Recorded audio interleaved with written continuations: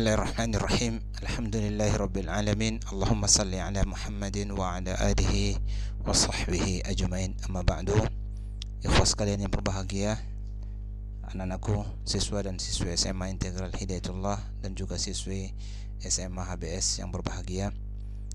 Insyaallah kita akan membahas tentang syahadatain. Ada dua sesi, ada dua slide pertama dan slide kedua. Slide pertama yang berkaitan dengan ma'rifatullah, jalan menuju syahadat, kemudian kedudukan syahadat, syarat-syarat syahadat, rukun syahadat, kemudian makna syahadat,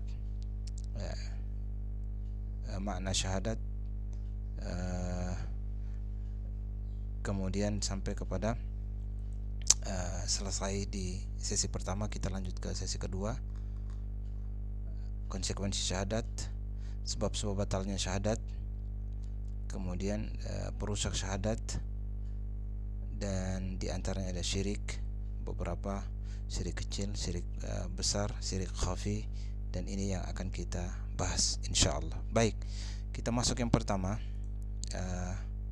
Yang pertama adalah syahadatain. Ma'rifatullah, mengenal Allah adalah jalan menuju syahadat.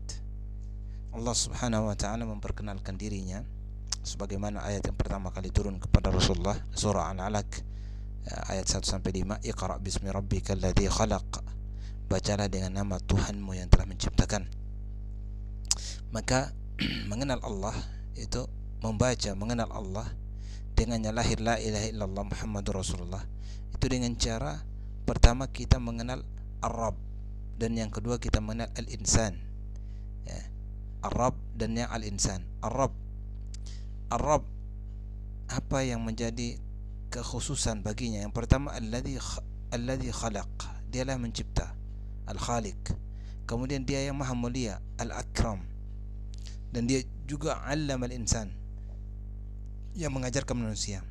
Maka Ar-Rabb ini diantaranya ada tauhidur rububiyah, ifradullahu bi af'alihi kal khalqi wal ijad, mengesahkan Allah dalam perbuatan-perbuatan yang khusus bagi Allah. Contoh sebagai Allah sebagai pencipta, menciptakan, menghidupkan, mematikan, dan seterusnya. Ini masuk dalam tauhid rububiyah, ya. Dengannya orang akan lahir ketika dia meyakini Allah sebagai pencipta, ada namanya taslim. Kemudian karena Allah Subhanahu wa ta'ala yang maha mulia, ada namanya ta'zim, memuliakan Allah. Allamal insan, namanya tahkim, dialah mengajarkan manusia, maka dia menerima apa yang Allah Subhanahu wa ta'ala berikan hukum, apa yang Allah perintahkan akan diikuti. Adapun manusia yang diwakilkan oleh anta, Iqra' bismi rabbikal ladzi khalaq, khalaqal insana min 'alaq, dialah yang telah mengajarkan manusia, menciptakan manusia. Manusia terwakilkan oleh kita, anta, kamu, baik laki-laki atau perempuan. Ini kita adalah terwakilkan dari manusia. Apa karakteristik dan keistimewaan kita? Yang pertama, makhluk. Manusia ini dicipta, mereka ini penciptaannya min 'alaq, dari sesuatu yang hina, lam ya'lam, dan mereka punya karakter tidak tahu. Sehingga di antara perkataan para ulama, ta'allam falaisal mar'u yuladu 'aliman. Ini perkataan Umar bin Abdul Aziz, belajar karena kamu terlahir tidak dalam keadaan tahu apa-apa, ya. Falaisal mar'u yuladu 'aliman, tidak seorang itu lahir langsung dia berilmu, maka disuruh belajar. Karakteristik di sini menunjukkan bahwasanya seseorang manusia ketika menyadari dirinya adalah makhluk tercipta dari sesuatu yang hina dan dia tidak tahu apa-apa, dengannya akan mengantarkan bahwasanya la ilaha illallah, tidak ada sesembahan yang berhak untuk diibadahi kecuali Allah, dan Muhammadur Rasulullah, dan Muhammad adalah utusan Allah Subhanahu wa ta'ala. Baik, berikutnya adalah kedudukan syahadat. Syahadat di dalam agama kita, berkata Rasulullah sallallahu alaihi wasallam, buniyal islamu ala khamsin, syahadati an la ilaha illallah wa anna Muhammadar Rasulullah. Agama ini dibangun atas 5 pondasi utama. Yang pertama adalah syahadat, dan dengannya orang dikatakan muslim. Maka kedudukan syahadat itu sangat penting. Dengan inilah seseorang dikategorikan muslim atau tidak. Maka di antaranya yang harus dipelajari tentang ini adalah kedudukan syahadat tadi itu perlu dipersaksikan. Al-istishhad, menyampaikan, menunjukkan tidak malu, kami ini adalah orang muslim, kami adalah telah masuk Islam. I'lan, ya, juga diumumkan Begitu juga al-ikrar, juga diikrarkan. Al-ahdu, dan juga dijanjikan dalam perjanjian. Al-half, dan dia bersumpah setia di atas kedua kalimat ini. Kemudian al-bay', dia berjual beli, berniaga, ya, juga dengan Allah dengan kalimat ini.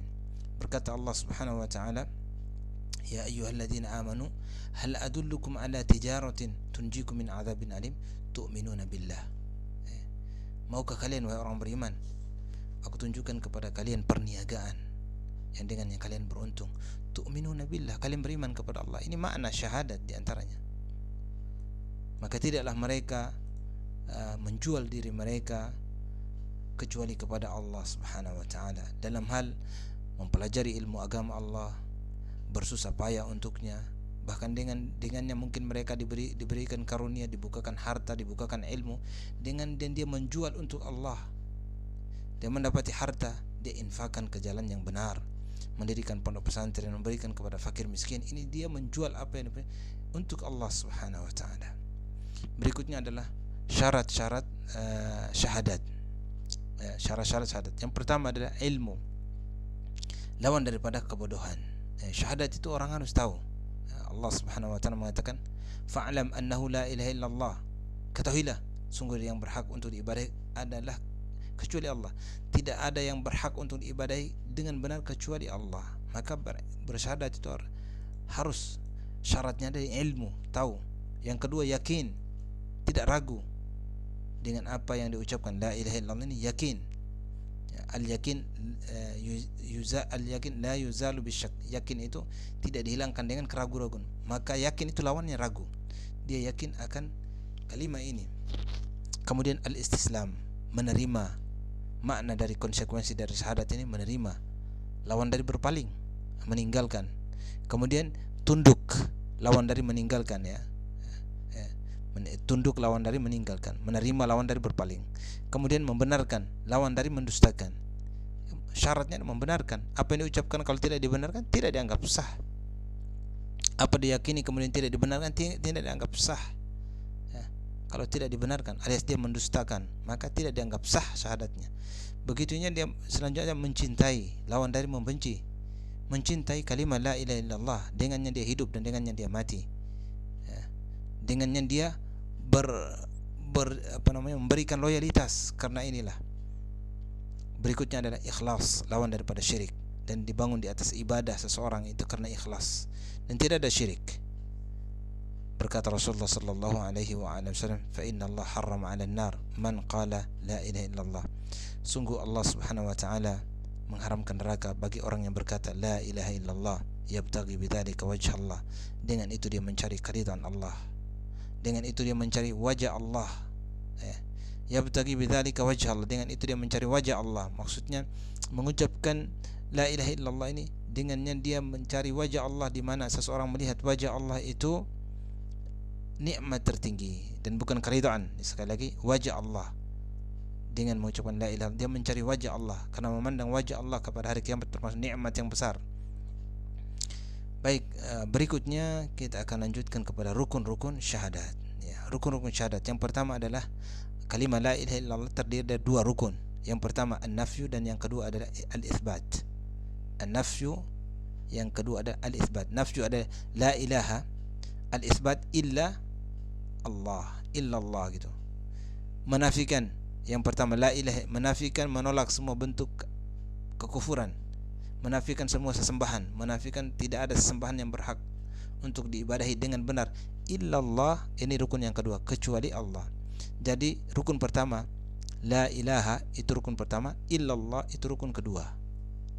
Rukun pertama namanya an-nafyu, penafian, la ilaha, karena la itu la nafiyah lil jins, menafikan semua jenis. Apa jenis apa? Ilah, sesembahan.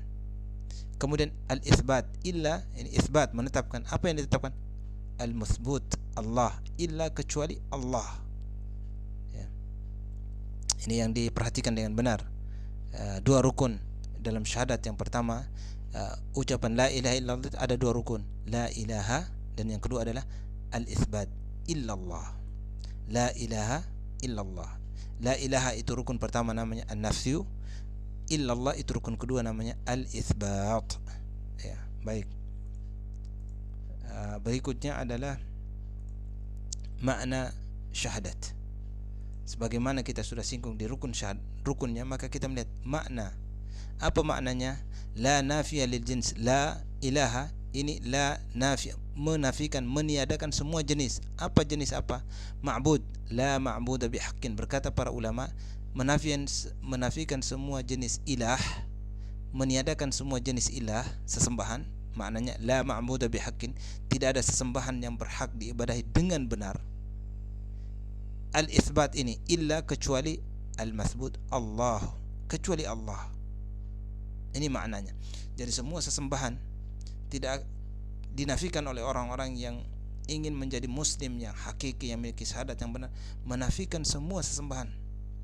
Jadi sesembahan itu jangan hanya dipandang hanya sujud, ruku, salat dan seterusnya. Ini makna yang lebih luas.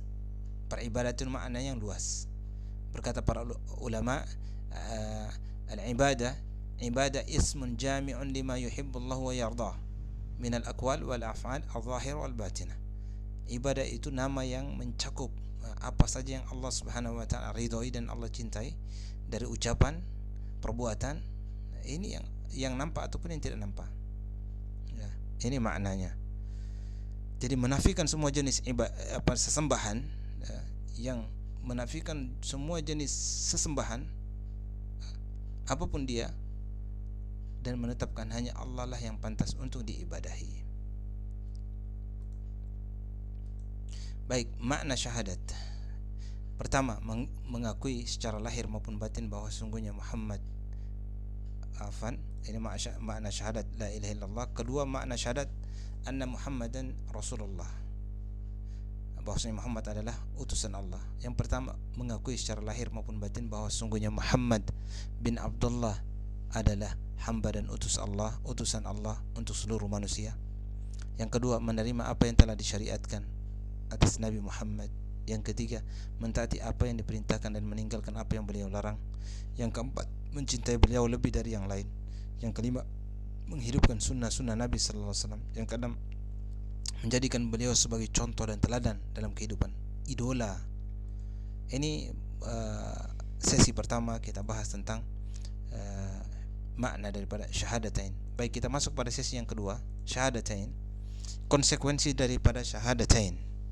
Konsekuensi dari ucapan asyhadu an la ilaha illallah wa asyhadu anna Muhammadan abduhu wa rasuluh. Yang pertama adalah membenarkan seluruh apa yang datang dari Allah. Surah At-Tin ayat 7-8. Yang kedua, mentaati Allah dan Rasulnya. Mentaati Allah dan Rasulnya. Yang ketiga, menegakkan halal yang telah diwajibkan dan meninggalkan hal-hal yang diharamkan oleh Allah.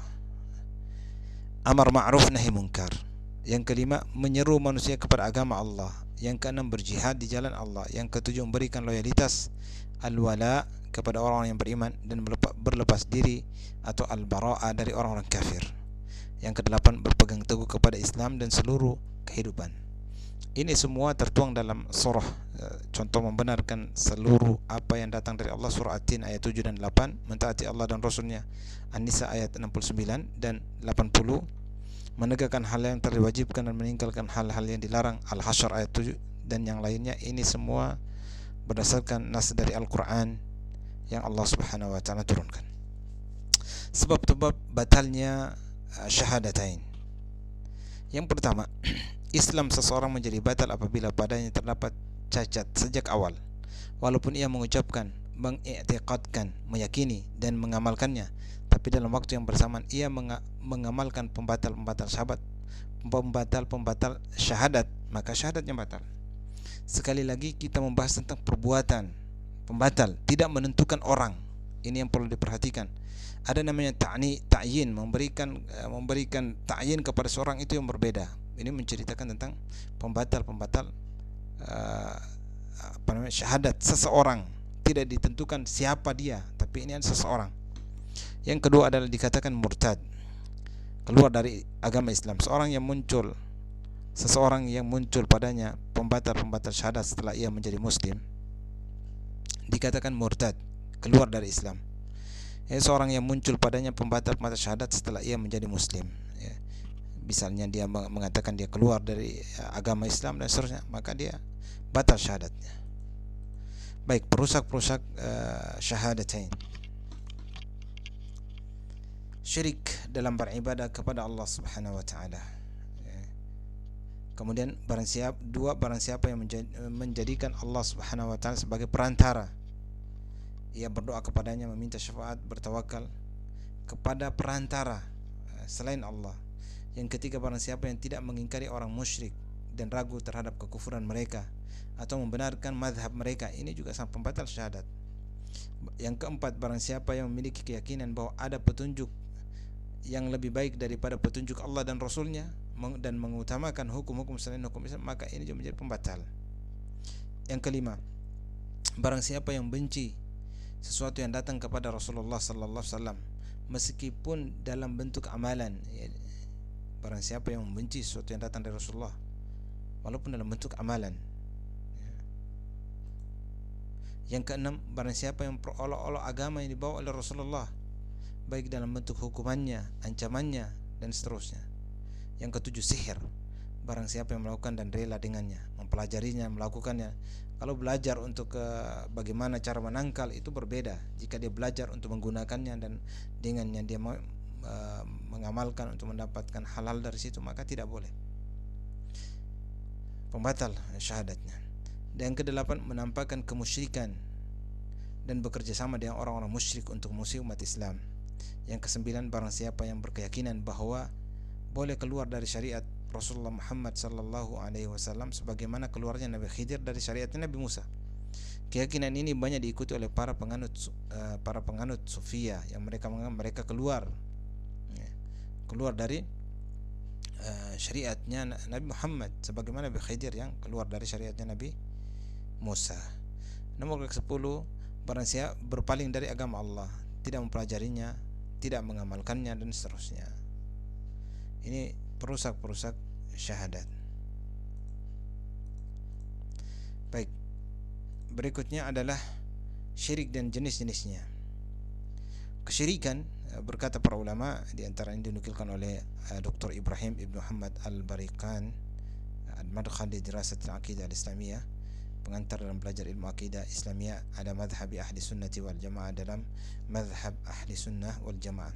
Syirik dan jenis-jenisnya. Yang pertama itu, karena tauhid itu ada tiga, tauhidul rububiyah, tauhidul uluhiyah dan tauhid asma wa sifat, maka kesyirikan juga terjadi di sana. Syirik dalam rububiyah, syirik dalam uluhiyah dan syirik dalam asma wa sifat. Yang rububiyah adalah menyamakan, karena rububiyah adalah ifradullahu bi af'alihi, mentauhidkan Allah dalam perbuatan-perbuatan Allah. Maka ada yang jika menyamakan, menisbahkan kepada rububiyah Allah kepada selain Allah, maka dia telah melakukan syirik dalam rububiyah. Yang kedua, tauhid al-uluhiyah, ya. Maka jika ada yang melakukan peribadatan ditujukan hanya kepada Allah, kemudian dia tujukan peribadatan tersebut kepada selain Allah, maka dia melakukan syirik dalam uluhiyah. Ini mempersamakan sesuatu dengan kekuasaan Allah yang berkaitan dengan uluhiyah, seperti berdoa, salat, berkorban, bernadar dan yang lainnya. Artinya dia memberikan ini hanya khusus diberikan kepada Allah, tapi diberikan kepada selain Allah, maka ini juga orang melakukan kesyirikan dalam uluhiyah.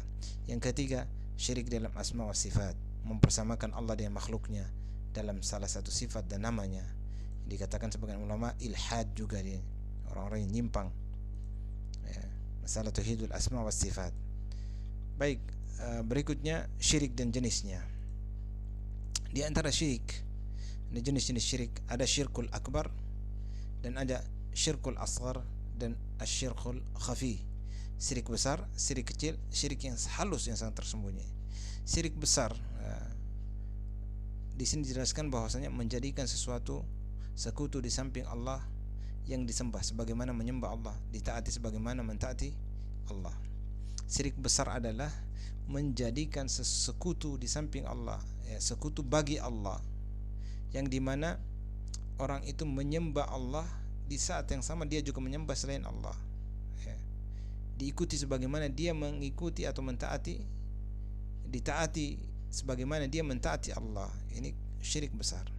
Yang kedua, syirik asghar, kecil, mempersekutukan Allah dengan yang lainnya dalam hakikat perbuatan dan ucapan, dalam hakikat perbuatan berupa riya, sedangkan dalam ucapan seperti mengatakan masya Allah wa syi'ta.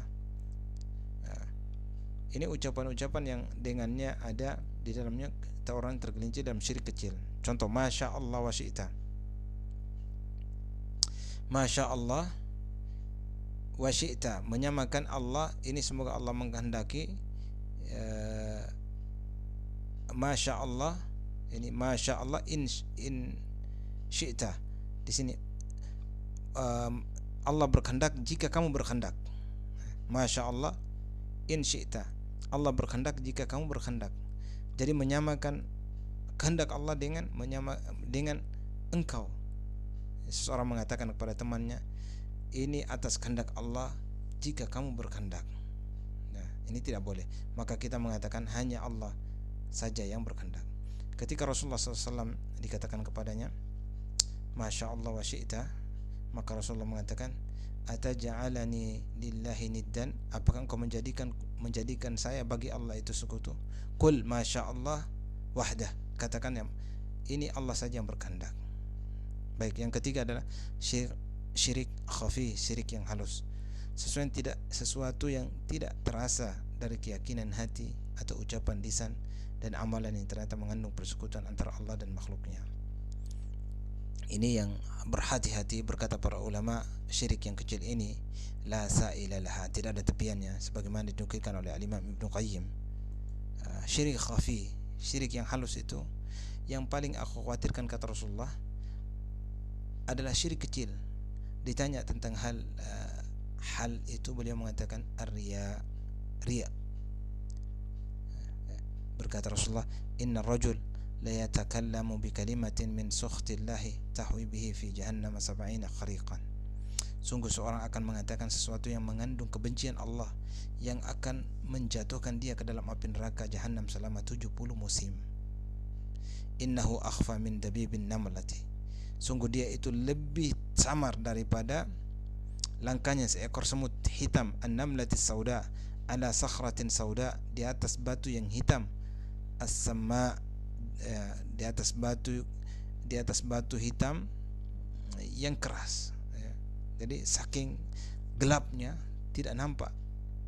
Itu ilustrasi analogi bagaimana orang syirik khafi itu begitu sangat susah untuk dideteksi. Alhamdulillahirabbil alamin. Ini saya pikir bisa disimak dari sesi pertama, syahadatain untuk sesi pertama dan syahadatain untuk sesi kedua. Ini saja, semoga bisa memberikan manfaat dan pembelajaran untuk anak-anakku sekalian. Sekali lagi, ini tidak bisa pertemuan dengan waktu 30 menit. Sebenarnya lama sekali, cuman saya berusaha untuk meringkas dan bisa mudah-mudahan ini terwakilkan. Wallahu ta'ala alam wa sallallahu ala Muhammadin wa ala alihi wa sahbihi ajma'in. Untuk pertanyaan silakan nanti dijawab. Saya memberikan 3 pertanyaan. Sebutkan syirik. Syirik itu terbagi menjadi berapa? Kemudian itu pertama, syirik terbagi menjadi berapa? Ada berapa syirik? Kemudian yang kedua adalah ada berapa rukun syahadat la ilaha illallah? La ilaha illallah, ada berapa rukun terkandung dalam ungkapan la ilaha illallah? Itu ada berapa rukun? Yang ketiga, apa konsekuensinya atau apa makna dari bersyahadat kepada Rasulullah wa anna Muhammadan abduhu wa rasul? Apa makna dari ungkapan itu? Wallahu ta'ala a'lam, sallallahu ala Muhammadin wa ala alihi wa sahbihi ajmain, walhamdulillahi rabbil alamin. Wassalamu alaikum warahmatullahi wabarakatuh.